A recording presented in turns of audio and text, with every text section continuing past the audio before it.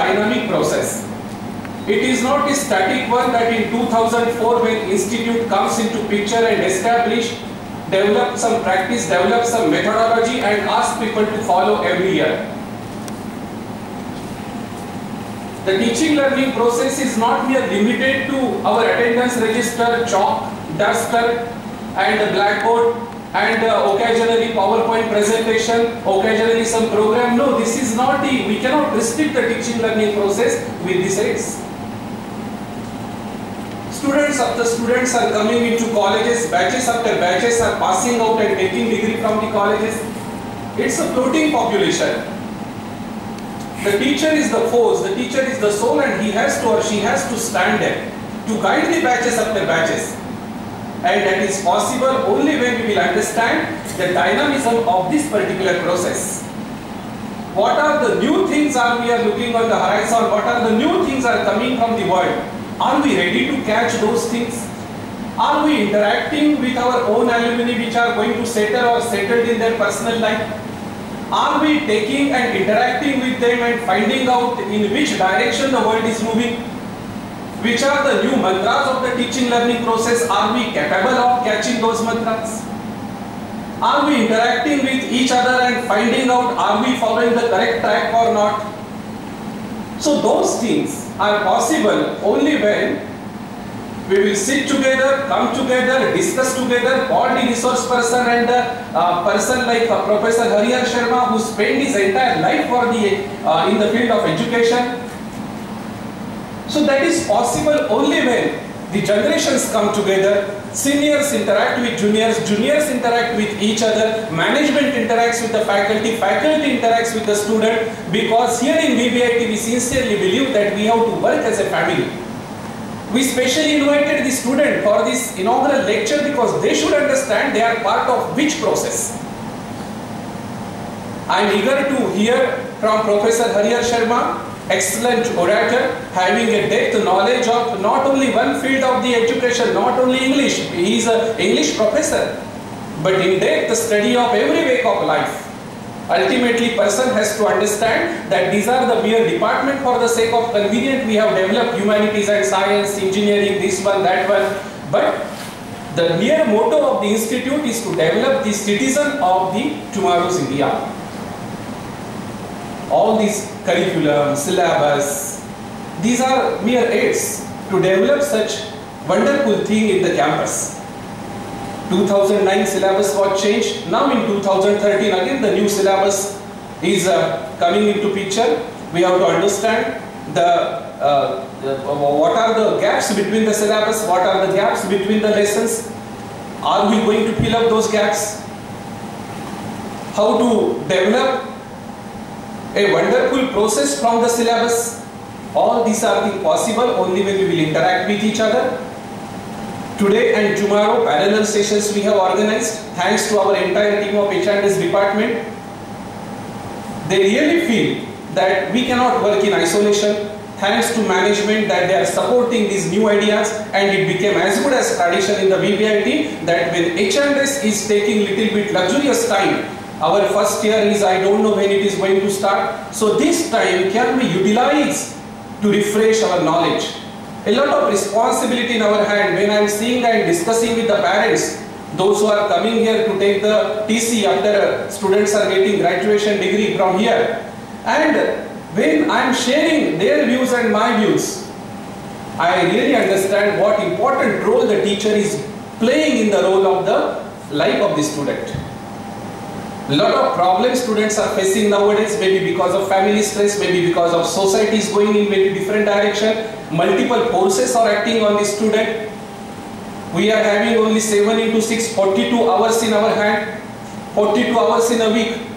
JNTU syllabus itself taking 39 hours, remaining 3 hours for us to develop a rapport with the student.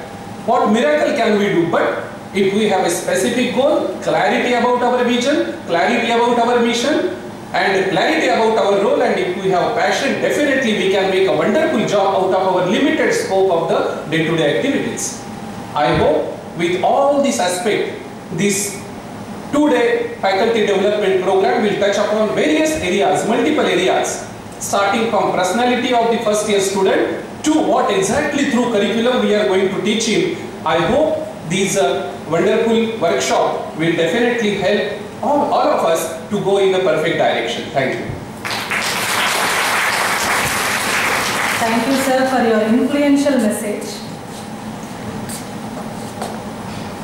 May I now request our chairman, Dr. Gautam Rao, to say a few words.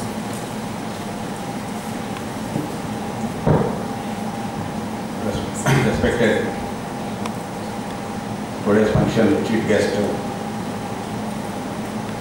D. Hariharan Sharma garu, a management colleague, secretary, Vignanabharat Institute of Technology, Dr. Manohar Reddy garu, in-charge principal, Dr. Jayant Kulkarni, H&S, HOD, Dr. Kausalya madam, faculty, delegates from the different colleges and students. First, I am welcoming on behalf of management those who have come from different colleges to attend this 2 days workshop. And at the same time, I congratulate our H&S department organizing last 3 years this type of activity. And at the same time, they are not organizing the programs, and they are attending the different colleges also where they are organizing such type of programs. Just before me, Jayant Kulkarni principal elaborated about the importance of the program. And teacher, we know all is a daily, he is also a student, and is all the times is in a learning process, it has to be continued. If we acquire more knowledge only, then we can motivate the students and we can a good direction to the student community. Keeping in that idea, we are organizing such type of faculty development programs. I hope this 2 days program will give that edge. And at the same time, in this program, these 2 days, language, maths and physics, chemistry, together they are organizing. For this type of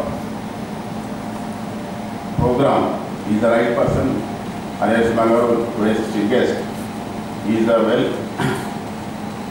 known person in the teaching community, and at the same time he is the person knows literature and science, maths and everything, even legal aspects also. I hope he will give a good direction today, but all subjects he will, keeping in that mind, he will give a keynote address to the today's workshop. Very lucky today he is here with us today. Because of that background only, they were invited today as a chief guest today. Thank you for giving this opportunity.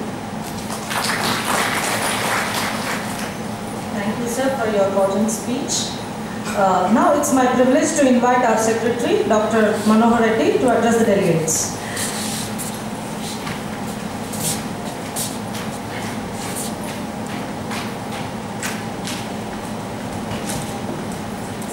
Distinguished chief guest of this program, Sri Hariharan Sharma garu, Honorable Chairman of the college, Dr. N. Gautam Rao garu, respected Principal, Dr. Jayant Kulkarni garu, Dr. Kausalya madam, Head of the Department of Humanities and Sciences, teacher participants and student participants, good morning to all of you. First, I congratulate the Department of Humanities and Sciences for organizing a 2-day workshop for faculty development. Today, we are very fortunate to have our chief guest, Hariharan Sharma garu. He is our teacher. Teacher means he need not be a teacher in classroom or in a college. Hariharan Sharma garu is more than a classroom teacher for us, myself and Gautam Rao garu, because we learn many things from him. Sharma garu has given thousands of lectures on various aspects, not only in Hyderabad, in entire Andhra Pradesh, outside Andhra Pradesh also.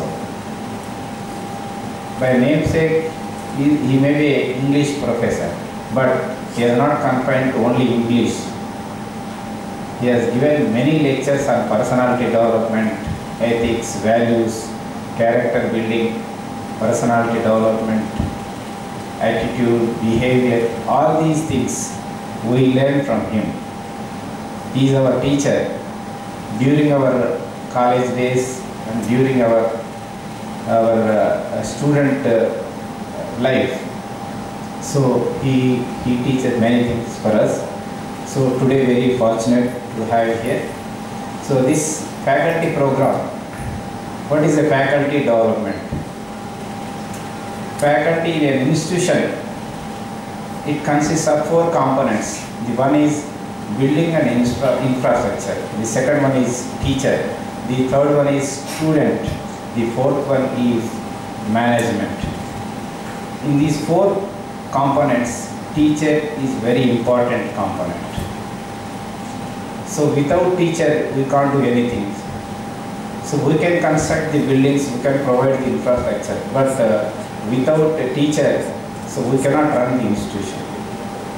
See, nowadays the students are preparing for an admission, for getting an admission in a course, in medicine, engineering, or whatever be the course.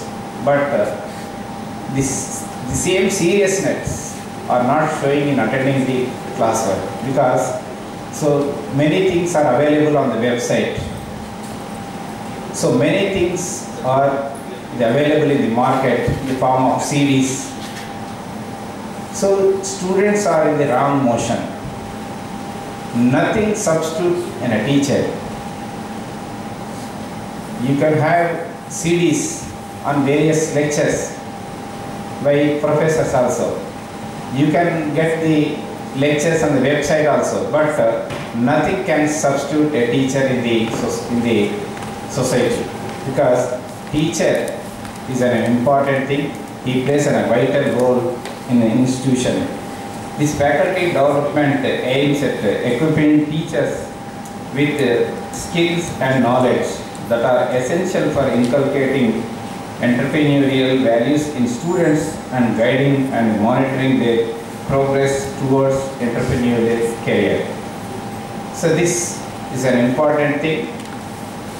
This faculty has to update their knowledge time to time, year to year.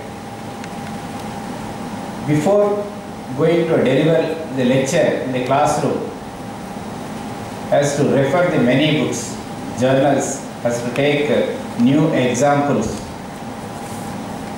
Then only a teacher can be a role model for the students. And in engineering, humanities and sciences are also equally important.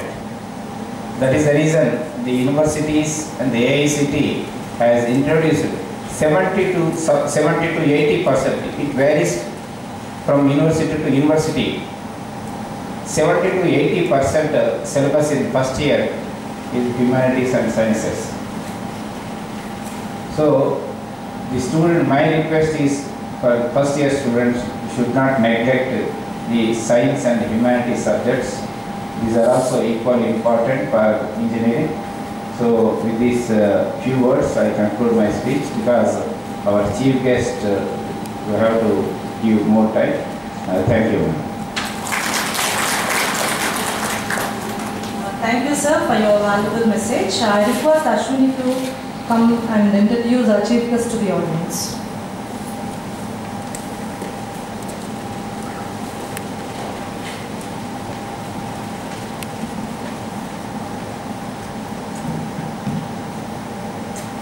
A very good morning to everybody present here.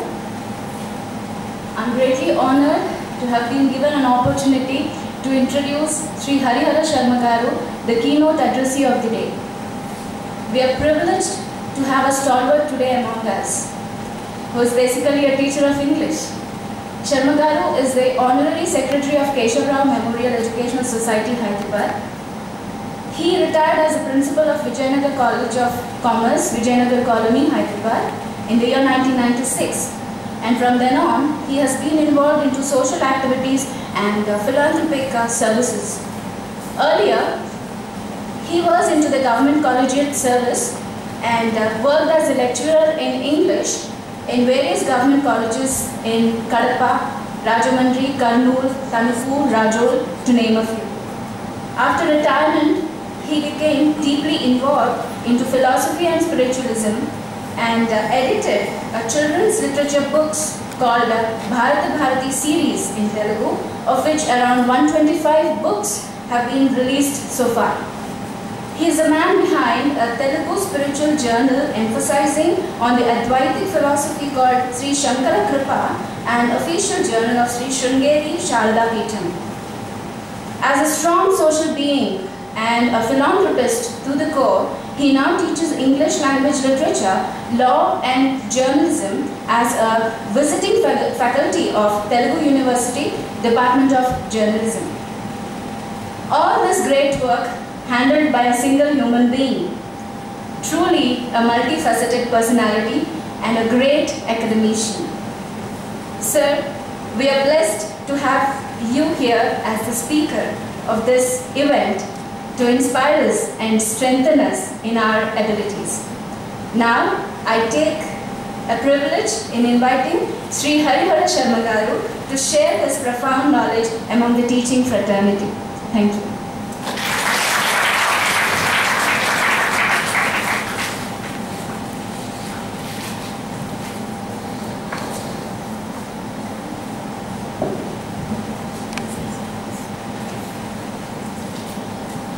Dr. Gautam Rao, Dr. Manohar Reddy, Dr. D. Kulkarni, Dr. Kausalya, and my distinguished fellow teachers sitting in front of me, and a few brotherly students. It's very kind of Dr. Gautam Rao and Dr. Manohar Reddy to say a few words on me, a few good words about me. It's but natural. They have been associated with me for the last, I can say, 30 years. Because of this acquaintance with me, they have nothing except good words. This is because of their affection for me. Acquaintance naturally develops affection, and affection naturally makes one say nothing but good about any person. So, it's indeed their kindness that has made them say those good words and also made them invite me into your presence. I don't know whether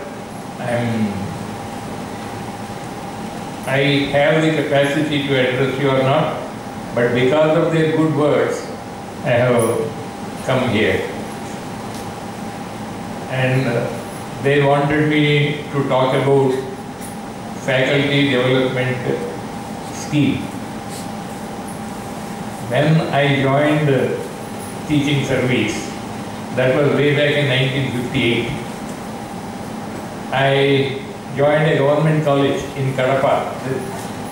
There were no such schemes in those days. Only after the introduction of the fourth plan scales by the UGC thought of starting all these faculty development courses and faculty colleges in various universities and so on. So, a person who never attended a faculty development course has been invited to talk in a faculty development course. That's the paradox. But anyway, our life consists of many paradoxes. Life itself is a big paradox. Don't think otherwise. Now and then I will be making a few comments because nowadays I am addicted to reading philosophical books. So, we have to be content with whatever one says because we are now in such a situation in our life. Now I have been asked to talk about the faculty development scheme. I remember a sentence made by Swami Ranganathananda. I hope all of you know who Swami Ranganathananda is. He was the president of our Ramakrishna Math near Indira Park. Later on, he became the president of International Ramakrishna Math. Of course, now he is no more. He expired.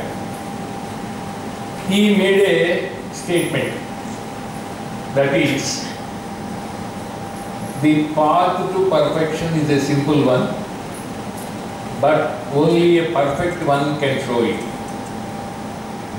Of course, he made this statement with regards to spiritual teachers. In spiritual aspect, if you want to achieve perfection, your guru should be a perfect one. Your teacher should be a perfect one. Without perfection, that means without the teacher being a perfect one, he cannot guide his student properly. He cannot put him on the path to perfection. This statement of Swami Ranganathananda can be applied even to all teachers. Teachers who are teaching material sciences, material aspects, not merely spiritual aspects. Unless you are perfect in your subject, how can you teach your subject? When a student asks you any question, how can you clarify his doubt? How can you clarify his question unless you are perfect in your subject? So, perfection in our subjects is the first priority for any teacher. When you want to become a good teacher, best teacher, you will have to have a perfect knowledge of your subject. This is compulsory. Perfection means what? Then the second question, what do we mean by perfection? A teacher is always trying to be a perfect one. It is the pitiable condition of a teacher to always learn his subject. He is always a student. A teacher can never say that he is the most perfect one in his subject, because particularly modern sciences are always growing and growing, and you cannot say that you are the most perfect one in your subject. You are trying to become a perfect one, or you are not a perfect teacher, but you are becoming a perfect teacher.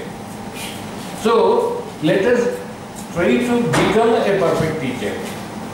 Let us not assume airs saying that I am the most perfect one. So, perfection we try to achieve always. We are treading the path of perfection so that we can show the same path to our students. Our students can also come after us.